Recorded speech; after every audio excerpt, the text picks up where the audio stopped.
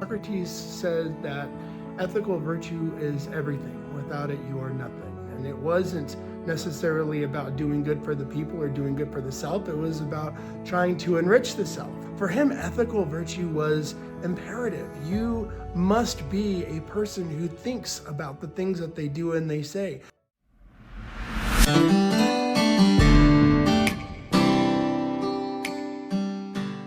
So we finish up our thoughts on Socrates with his fourth and final idea, which was a good man can never be harmed.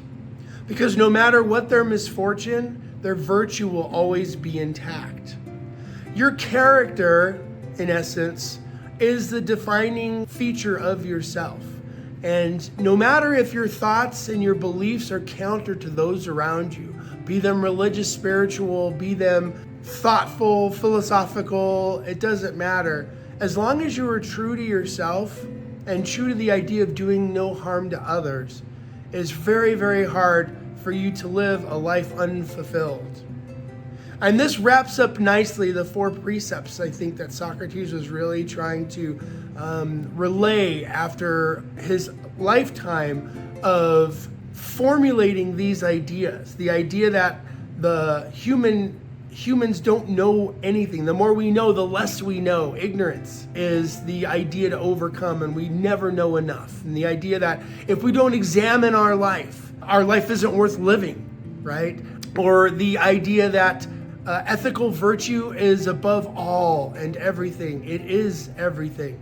And with that, then the fourth precepts that we talked about today, a good man can never be harmed. So the ideas of examining your life, being philosophical and questioning things that are around you, and not in a debative and nasty way, but in a curious way, will allow us to enhance our lives and grow in a way spiritually, philosophically, hopefully emotionally and mentally, that will challenge us to continue to grow. And in the end, growth is the final frontier. We always want to grow. I do, at least.